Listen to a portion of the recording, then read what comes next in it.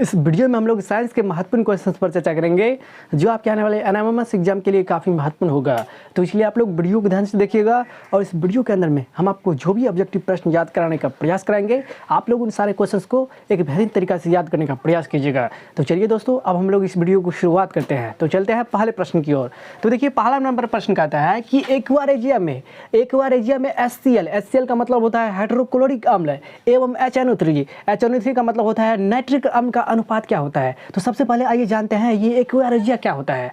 तो देखिए, एक्वारेजिया जो होता है HCl यानी कि हाइड्रोक्लोरिक अम्ल और HNO3 यानी कि नाइट्रिक अम्ल, HCl यानी कि हाइड्रोक्लोरिक अम्ल एवं नाइट्रिक अम्ल को जब हम लोग 3:1 में मिलाते हैं, 3:1 में मिलाते हैं तो इससे हमको मिलता है क्या, एक्वारेजिया। यानी कि जब भी आपको एक्वारेजिया के बारे में पूछेगा तो उसका जवाब आप लोग एक बेहतरीन तरीके से दीजिएगा कि जब सांद्र हाइड्रोक्लोरिक अम्ल एवं HNO3 यानी कि नाइट्रिक अम्ल को एक दूसरे के साथ मिलाते हैं 3:1 में, तो इसके मिश्रण को हम लोग कहते हैं एक्वारेजिया। अब भाई क्यों मिलाते हैं हम लोग HCl एवं HNO3 को, क्यों मिलाते हैं? तो हम लोग HCl एवं HNO3 को इसलिए मिलाते हैं ताकि गोल्ड एवं प्लेटिनम यानी कि सोना और प्लेटिनम को गला सके। सोना और प्लेटिनम को गलाने के लिए, सोना और प्लेटिनम को पिघलाने के लिए हम लोग HCl एवं HNO3 को मिलाते हैं। अब तो इसके बारे में आप लोग समझ गए होंगे कि ये एक्वारेजिया क्या होता है। तो किसी भी प्रश्न का जवाब देने से पहले उस प्रश्न के बारे में डिटेल से एक बेहतरीन तरीका से समझिए। यहाँ देखिए, यहाँ पे हम आपको एक बेहतरीन तरीका से समझाने का प्रयास किए कि ये एक्वारेजिया क्या होता है। तो एक्वारेजिया सांद्र हाइड्रोक्लोरिक अम्ल यानी कि HCl, HNO3 का मतलब होता है नाइट्रिक अम्ल, यानी कि जब भी हम लोग HCl एवं HNO3 को 3:1 में मिलाएंगे तो मिलाने के बाद जो तैयार होगा उसी को कहते हैं एक्वारेजिया। यहाँ देखिए, इसका ऑप्शन नंबर कितना हो जाएगा, तो बी ऑप्शन नंबर सही हो जाएगा। तो इस तरह से सारे क्वेश्चंस को आप लोग एक बेहतरीन तरीके से समझते जाइए, समझिएगा तभी आपको काम आएगा, वैसे रटिएगा तो वह काम नहीं आएगा। मान के चलिए इसी क्वेश्चन को जब घुमा के क्वेश्चन पूछ देगा तो आप लोग समझे रहिएगा, तब ना आप उसका जवाब दीजिएगा। मान के चलिए इसी क्वेश्चन को किस तरह से घुमाएगा कि एक्वारेजिया में HNO3 पहले दे देगा, HNO3 एवं HCl का अनुपात। तो यहाँ देखिए, HCl एवं HNO3 का अनुपात 3:1 है। तो जब इसको उल्टाएगा, जब आप लोग समझे रहिएगा तो आप भी उसको उल्टा सकते हैं। जब पूछ देगा HNO3 एवं HCl का अनुपात तो 1:3 देंगे। अब देखिए, यहाँ पर पूछ रहा है HCl एवं HNO3 का अनुपात, तो HCl एवं HNO3 का अनुपात तो 3:1 होगा। लेकिन जब कहेगा शुरू में दे देगा HNO3 और HCl बाद में देगा, कहेगा कि एक्वारेजिया में HNO3 एवं HCl का अनुपात क्या होता है। जब उल्टा दिया है तो इधर से भी हम लोग उल्टा देंगे, तो उस स्थिति में हो जाएगा 1:3।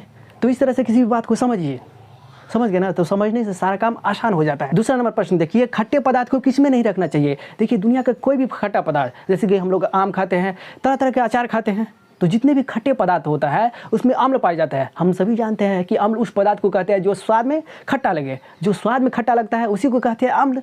तो जितने भी खट्टे पदार्थ होता है उसको आप लोग लोहा के बर्तन में नहीं रख सकते हैं, कॉपर के बर्तन में नहीं रख सकते हैं, इसके बाद देखिए एल्युमिनियम के बर्तन में नहीं रख सकते हैं। क्यों नहीं रख सकते हैं? जब ये आप लोग इन खट्टे पदार्थ को इन सारे बर्तनों में रखिएगा तो ये हानिकारक पदार्थ का निर्माण कर लेता है जो किसी मनुष्य के स्वास्थ्य के लिए हानिकारक होता है। इसलिए हम लोग खट्टे पदार्थ को कभी भी, यहाँ देखिए Fe का मतलब हुआ लोहा, यहाँ देखिए Cu का मतलब होता है कॉपर, कॉपर को हिंदी में कहते हैं तांबा, यहाँ देखिए एल्युमिनियम, एल्युमिनियम का संकेत होता है Al, यानी कि कभी भी हम लोग खट्टे पदार्थ को एल्युमिनियम, तांबा, लोहा जैसे बर्तन में नहीं रखते हैं। ये क्वेश्चन आपके आने वाले एग्जाम के लिए तो महत्वपूर्ण है ही है। इसके साथ साथ ये क्वेश्चन कई बार 10th के एग्जाम में पूछा गया है कि भाई बताइए, एल्युमिनियम, लोहा, कॉपर, इन सारे बर्तनों में हम लोग खट्टे पदार्थ क्यों नहीं रखते हैं। इसलिए नहीं रखते हैं, जब भी हम लोग खट्टे पदार्थ रखते हैं हम सभी जानते हैं कि खट्टे पदार्थ में अम्ल पाया जाता है। अम्ल इन सारे धातुओं से अभिक्रिया करके हानिकारक लवण का निर्माण कर लेता है जो मनुष्य के स्वास्थ्य के लिए हानिकारक होता है। इसलिए हम लोग कभी भी खट्टे पदार्थ को, एल्युमिनियम हो गया, Fe हो गया, यहाँ देखिए Fe का मतलब लोहा हो गया, कॉपर हो गया, इन सारे बर्तनों में कभी भी हम लोग खट्टे पदार्थ को नहीं रखते हैं। यहाँ देखिए प्रश्न कर रहा है खट्टे पदार्थ को किस में नहीं रखना चाहिए, तो यहाँ देखिए ये तीनों में नहीं रखना चाहिए। तो इसका ऑप्शन नंबर क्या हो जाएगा, डी नंबर ऑप्शन सही, यानी कि सभी। समझ गए। इसके बाद देखिए तीसरा नंबर क्वेश्चन, फ्यूजदार मिश्र धातु है, यानी कि फ्यूजदार किसका मिश्र धातु है। हम सभी जानते हैं कि मिश्र धातु उस पदार्थ को कहते हैं जो 2 या 2 से अधिक धातु के मिलने से बना होता है। इससे पहले के वीडियो में जो धातु एवं अधातु चैप्टर पढ़ा दिए हैं, तो उस चैप्टर में हमने एक बेहतरीन तरीका से पूरा डिटेल से बताए हैं कि धातु किसे कहते हैं, अधातु किसे कहते हैं, मिश्र धातु किसे कहते हैं। तो जो भी स्टूडेंट उस वीडियो को नहीं देखे हैं तो अभी भी बाबू समय है, समय का सदुपयोग कीजिए, उस चैप्टर को जरूर देखिए। प्लेलिस्ट में वीडियो पड़ा हुआ है, या नहीं तो यूट्यूब पे सर्च कीजिए धातु एवं अधातु GKS स्टडी सेंटर, वीडियो मिल जाएगा। उस वीडियो को आप लोग एक बेहतरीन तरीका से देख लीजिएगा ना, तो इस चैप्टर से दुनिया का कोई भी क्वेश्चन पूछा जाएगा ना तो उसका जवाब आप लोग आसानी से दे सकते हो और 100% है यहाँ से क्वेश्चन पूछा ही जाएगा। देखिए यहाँ पे फिर भी हम आपको बताते हैं, फ्यूजदार मिश्र धातु है। मिश्र धातु, मिश्र का मतलब हुआ मिलावट। मिलावट तो एक ही चीज़ से नहीं हो सकता है, मिलावट के लिए 2 या 2 से अधिक चीज़ों का होना आवश्यक है।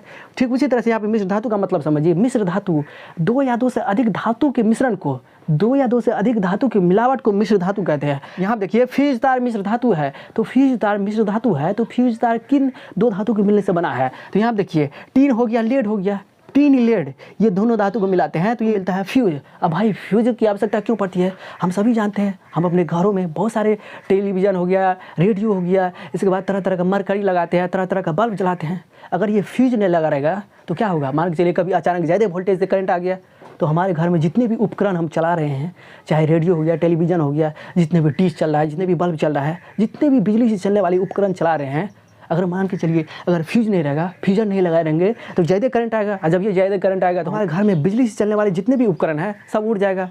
जब ये ज़्यादा करंट आएगा उस स्थिति में क्या होगा? हमारे घर में बिजली से जो भी उपकरण चलता है, चाहे फ्रीजर हो गया, चाहे टीवी हो गया, टेलीविज़न हो गया, बिजली से चलने वाले जितने भी उपकरण हैं, ज़्यादा करंट आ जाने से क्या होगा? तुरंत सारे उपकरण खराब हो जाएगा, तुरंत सारे उपकरण में आग लग सकती है, दुर्घटना हो सकता है। इसलिए हम लोग फ्यूज लगाते हैं, फ्रीजर लगाते हैं, ताकि जब ज़्यादा करंट आएगा तो ये फ्रीजर क्या करेगा? रोकेगा। समझ गए इसके बारे में? फ्यूजदार मिश्र धातु है किसका? तो टीन और लेड का। यानी कि इसका ऑप्शन नंबर क्या हो जाएगा? सी नंबर ऑप्शन सही, यानी कि ए एवं बी दोनों हो जाएगा। अब आइए चौथे प्रश्न की ओर चलते हैं। फ्यूजदार का गलनांक होता है, तो फ्यूजदार का गलनांक क्या होता है? उच्च होता है कि कम होता है? तो फ्यूजदार का गलनांक होता है कम। अब भाई बताइएगा, अब आप ही लोग पूछिएगा सर जी फ्यूजदार का गलनांक कम क्यों होता है? गलनांक इसलिए कम होता है ताकि जो है मान के चलिए कभी भी ज़्यादा करंट आ जाए, ज़्यादा वोल्टेज से करंट आ जाए, उस स्थिति में यह तार क्या होता है? गल जाता है। और जब ये गल जाता है तो उससे होकर आगे करंट नहीं जा पाएगा, और जब करंट आगे नहीं जा पाएगा तो उस स्थिति में हमारे घर में जितने भी बिजली से चलने वाले उपकरण है वह सुरक्षित रह जाएगा। फ्यूजदार का गलनांक इसलिए कम रखा जाता है ताकि बाई चांस कभी भी ज़्यादा करंट आ जाए, उस स्थिति में ये फ्यूज क्या होता है? गल जाता है। और जब ये फ्यूज गलेगा उस स्थिति में करंट आगे नहीं जा पाएगा। जब करंट आगे ही नहीं जा पाएगा तो हमारे घर में जितने भी उपकरण, चाहे रेडियो, टेलीविज़न, हम बार बार बता रहे हैं, बिजली से चलने वाले जितने भी उपकरण रहेगा वह तो बच जाएगा, क्योंकि करंट जाएगा नहीं वहाँ पे, तो फ्यूज गल गया है। जब ये फ्यूज गलेगा तो यहाँ से कनेक्शन कट जाएगा। कनेक्शन जब ये कटेगा तो हमारे घर में जितने भी उपकरण लगे हुए हैं सब सुरक्षित बच जाएगा। इसलिए विद्युत फ्यूज का गलनांक कम किया जाता है, यानी कि फ्यूज का गलनांक कम होता है। इसके बारे में आप लोग समझ गए। सोने की शुद्धता किस में मापा जाता है? तो सोने की शुद्धता हम लोग मापते हैं कैरेट में। यहाँ देखिए इसका ऑप्शन नंबर क्या हो जाएगा? सी नंबर ऑप्शन सही।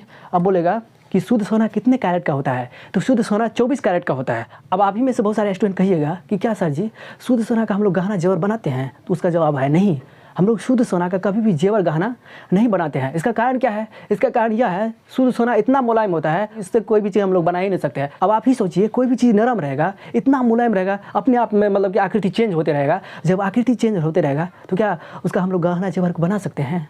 तो शुद्ध सोना का कभी भी हम लोग गहना जेवर नहीं बनाते हैं। इतना मुलायम होता है, तुरंत पिघल जाएगा। मान के चलिए गले में लिए है माला के रूप में, अब बन गया कुछ हो, तो नरम होने के कारण से हम लोग 22 भाग सोना देते हैं, यानी कि 22 कैरेट सोना देते हैं। किसके निर्माण में? आभूषण गहना जेवर निर्माण में 22 कैरेट सोना देते हैं और 2 भाग तांबा और चांदी देते हैं। वैसे होता है शुद्ध सोना 24 कैरेट का, लेकिन 24 कैरेट के सोना से कभी भी हम लोग उसका गहना जेवर नहीं बनाते हैं। कारण क्या है? वह इतना मुलायम होता है, कभी भी फिक्स आकृति में टिक ही नहीं पाता है। इसलिए हम लोग जो है गहना जेवर जब भी बनाते हैं, जब भी हम लोग गहना जेवर बनाते हैं उसमें 22 कैरेट सोना लेते हैं, 2 भाग तांबा लेते हैं, चांदी लेते हैं। जिससे होता क्या है?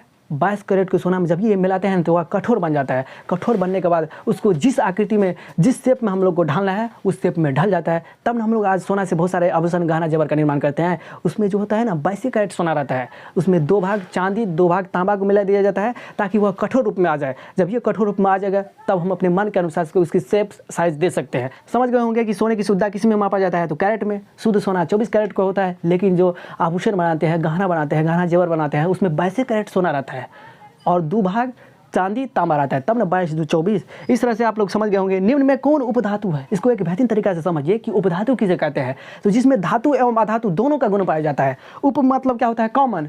इसमें दोनों का गुण पाया जाता है, उसी को कहते हैं उपधातु। उपधातु का मतलब यहाँ पे ये समझिए, जिसमें धातु का भी गुण पाया जाता हो और जिसमें अधातु का भी गुण पाया जाता हो, उसी को कहते हैं उपधातु। यहाँ देखिए सिलिकॉन हो गया, जर्मनी हो गया, आर्सेनिक हो गया, ये सारे क्या है? ये सारे उपधातु है। समझ गए ना। उसी चैप्टर में धातु एवं अधातु चैप्टर में इसके बारे में हमने कंप्लीटली एक बेहतरीन तरीके से समझा चुके हैं, जाकर के जरूर देख लीजिएगा। वहाँ से उस चैप्टर से जरूर आपके एनाटॉमी एग्जाम में क्वेश्चन पूछा ही जाएगा, इसलिए आप लोग उस वीडियो को जरूर देखिएगा। निम्न में कौन उपधातु है, यहाँ देखिए सिलिकॉन हो गया, जर्मनी हो गया, आर्सेनिक हो गया, एंटीमनी हो गया, टेलुरियम हो गया, पोलोनियम हो गया, ये सब क्या होता है तो उपधातु होता है। यानी कि इसका ऑप्शन नंबर क्या हो जाएगा डी, यानी कि ऑल सभी।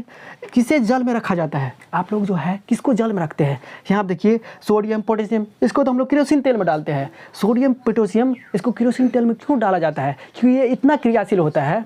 अगर हम लोग इसको केरोसिन तेल में नहीं डालेंगे, ऐसे ही वायु की उपस्थिति में जल में डाल देंगे, ये तुरंत जल से अभिक्रिया करके जलने लगता है। इसलिए हम लोग इसको केरोसिन तेल में डाल देते हैं, मिट्टी के तेल में। मिट्टी के तेल में जब ये डालते हैं तो ये सुरक्षित रहता है। जब ये मिट्टी के तेल से बाहर निकालेंगे तो ये बाहर में उपस्थित ऑक्सीजन से अभिक्रिया करके तुरंत जलने लगता है, तो वहाँ पर दुर्घटना हो सकती है। इसलिए हम लोग सोडियम पोटेशियम को मिट्टी तेल यानी कि केरोसिन तेल में रखते हैं, ताकि किसी भी प्रकार का दुर्घटना ना हो।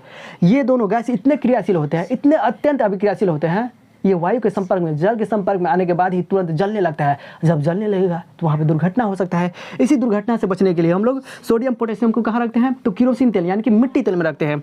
इसके बाद देखिए किसे जल में रखा जाता है तो जल में रखते हैं फास्फोरस को। यहाँ देखिए इसका ऑप्शन नंबर क्या हो जाएगा, सी नंबर ऑप्शन सही हो जाएगा। तो इस तरह से हम आपको जो भी समझाने का प्रयास कर रहे हैं उसको आप लोग एक बेहतरीन तरीका से समझने का प्रयास कीजिएगा। समझ गए ना। जो भी आपको समझ में नहीं आ रहा है, जो भी आपको दिक्कत परेशानी है, आप लोग जरूर कमेंट कीजिएगा, आपकी कमेंट की समस्या का समाधान हम करेंगे। समझ गए ना। किसे केरोसिन तेल में डुबो कर रखा जाता है, यहाँ देखिए कह रहा है किसे केरोसिन तेल यानी कि मिट्टी के तेल में डुबो कर रखा जाता है। सोडियम पोटेशियम लिथियम ये तीनों धातु इस तरह के धातु होते हैं, जब ये ऑक्सीजन के संपर्क में, जब ये जल के संपर्क में आएगा तो तुरंत जलने लगता है। समझ गए ना। किसे केरोसिन तेल में डुबो कर रखा जाता है तो यहाँ देखिए सोडियम पोटेशियम, तो इसका ऑप्शन नंबर क्या हो जाएगा, सी नंबर ऑप्शन सही हो जाएगा। किशोरावस्था की अवधि कब से शुरू होता है तो 11 वर्ष से स्टार्ट होता है और 19 वर्ष तक रहता है। इस अवधि में क्या होता है, इस उम्र में क्या होता है, इस उम्र में आप लोग को मूंछ आएगा, तेजी से ग्रोथ कीजिएगा। समझ गए ना। तरह तरह के आपके शरीर में परिवर्तन आता है, तेजी से आप लोग इसी उम्र में बढ़ सकते हैं, तेजी से कोई व्यक्ति इसी उम्र में आगे बढ़ सकता है, पढ़ने में, सीखने में।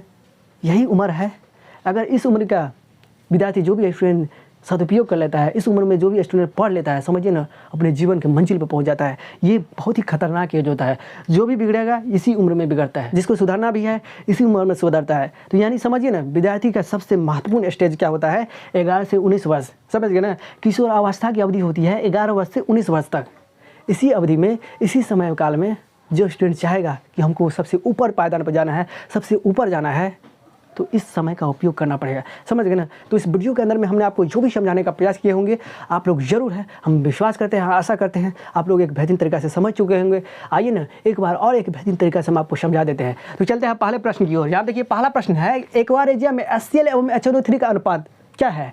भाई एक्वारेजिया कहते किसको है, जब हम लोग हाइड्रोक्लोरिक अम्ल यानी कि HCl एवं HNO3 यानी कि नाइट्रिक अम्ल को 3:1 में मिलाते हैं तो इसके मिश्रण को तब जो बनता है उसी को कहते हैं एक्वारेजिया। भाई इसको क्यों मिलाते हैं, HCl एवं HNO3 को क्यों मिलाते हैं, क्योंकि हम लोग को सोना और प्लेटिनम को गलाना है। सोना प्लेटिनम तभी गल सकता है जब ये दोनों को मिलाएंगे। जब ये दोनों को मिलाएंगे और मिलाने के बाद तब जो बनेगा उसी की सहायता से हम लोग सोना और प्लेटिनम को गला सकते हैं, अन्यथा किसी की सहायता से हम लोग गला नहीं सकते हैं। इसलिए भाई हम लोग हाइड्रोक्लोरिक अम्ल एवं HNO3 अम्ल को मिलाते हैं ताकि इसके मिश्रण से हम लोग सोना एवं प्लेटिनम को गला सकें। इसके बाद देखिए खट्टे पदार्थ को किस में नहीं रखना चाहिए, तो जितने भी खट्टे पदार्थ होते हैं हम सभी जानते हैं खट्टे पदार्थ में अम्ल पाया जाता है। तो जितने भी खट्टे पदार्थ होते हैं उसको एल्युमिनियम में, लोहा में और तांबा के बर्तन में नहीं रखना चाहिए। क्यों नहीं रखना चाहिए, जब ये खट्टे पदार्थ को रखिएगा, मान के चलिए दही रखिएगा यानी तो अचार रखिएगा, तो ये सारे पदार्थ इन धातुओं से, इन सारे बर्तनों से अभिक्रिया करके हानिकारक पदार्थ का निर्माण कर लेता है।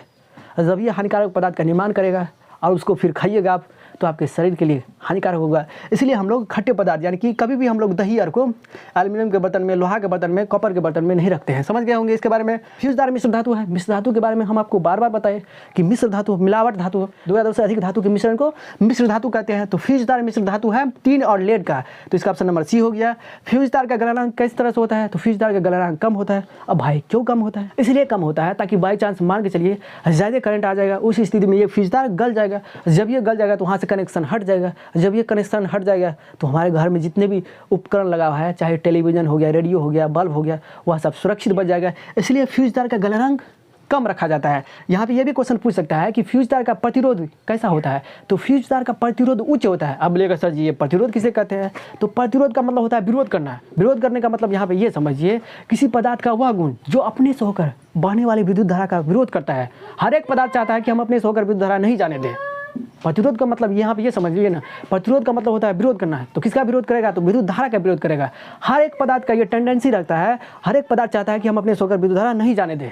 तो किसी पदार्थ का वह गुण जो अपने से होकर विद्युत धारा के प्रवाह को रोकता है उसी को कहते हैं प्रतिरोध। समझ गए ना। तो फ्यूज तार का प्रतिरोध किस तरह से होता है, यहाँ पे हम आपको बता दिए कि फ्यूज तार का गलनांक तो कम होता है लेकिन फ्यूज तार का प्रतिरोध उच्च होता है। प्रतिरोध उच्च होता है इसीलिए ताकि धारा को रोके। हम सभी जानते हैं, अभी भी बताए, अब ये ना बताए कि प्रतिरोध का मतलब होता है धारा को रोकना।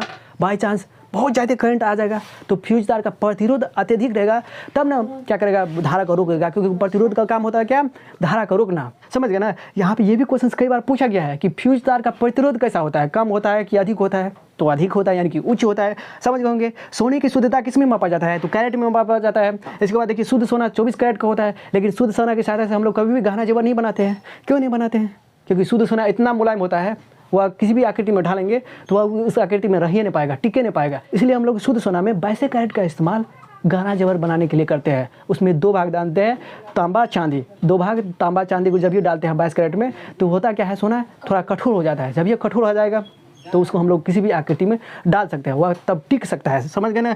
इसके बाद देखिए निम्न में कौन उपधातु है। उपधातु का मतलब जिसमें धातु एवं अधातु दोनों का गुण पाया जाता है। सिलिकॉन, जर्मेनियम, आर्सेनिक ये सभी है। किसी जल में रखा जाता है, तो सोडियम, पोटेशियम। इसको तो हम लोग केरोसिन तेल में रखते हैं। क्यों रखते हैं, ताकि किसी भी प्रकार का दुर्घटना ना हो। जब ये इसको सोडियम पोटेशियम को हम लोग केरोसिन तेल से बाहर निकालेंगे या ऑक्सीजन से, जल से ये क्रिया करके तुरंत जलने लगता है तो हो सकता है दुर्घटना हो जाए। इसलिए हम लोग क्या करते हैं, सोडियम पोटेशियम को मिट्टी तेल में यानी कि केरोसिन तेल में डाल देते हैं।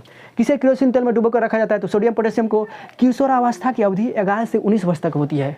इसी अवधि में, इसी समय में आप लोग जो चाहिएगा वो हो सकता है, लेकिन इसके बाद आपका पढ़ाई से मन ही उठ जाएगा। समझ गए ना। ये 11 से 19 वर्ष में विद्यार्थी जो चाहेगा, जितना स्टडी करना चाहेगा, जितने ऊपर जाने का चाहेगा वो चाह सकता है, वह कर सकता है। समझ गए ना। तो इस वीडियो के अंदर में हमने आपको जो भी समझाने का प्रयास किए होंगे आप लोग जरूर समझ गए होंगे। नहीं समझे तो ज़रूर कमेंट कीजिएगा, सर जी इसमें ये बात समझाए हम नहीं समझे, तो उसके ऊपर अगला वीडियो उसी के ऊपर बना देंगे। समझ गए ना। तो चलिए दोस्तों फिर मिलेंगे नए वीडियो में, तब तक के लिए हमें बता दीजिए।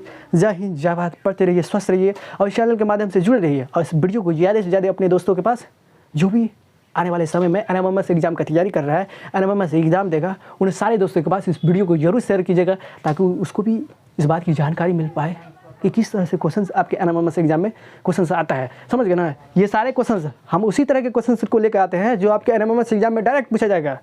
वैसे बेफालतू में आपका समय बर्बाद क्यों करेंगे, क्योंकि समय कम है और इसी कम समय में अगर हम आपका समय बर्बाद करेंगे तो हमको अच्छा होगा। कभी भी आप मेरे चैनल को प्रचार कीजिएगा, जब हमारे चैनल के माध्यम से पढ़िएगा, सारे बातों को मानिएगा, वहाँ पे क्वेश्चंस नहीं आएगा जिस तरह से हम आपको पढ़ा रहे हैं, आपके एनएमएमएस एग्जाम में उसी तरह का क्वेश्चंस नहीं आएगा, तो क्या कभी भी मेरे चैनल को प्रचार कीजिएगा, नहीं ना कीजिएगा। इसलिए आप हम पे पूरा भरोसा कीजिए। 100% हम उसी तरह के क्वेश्चंस को लेकर आएंगे जो आपके आने वाले एनएमएमएस एग्जाम के लिए काफ़ी महत्वपूर्ण होगा और 100% है उसी तरह का क्वेश्चंस आपके एनएमएमएस एग्जाम में पूछा ही जाएगा। तो चलिए दोस्तों फिर मिलते हैं नए वीडियो में नए कंसेप्ट के साथ।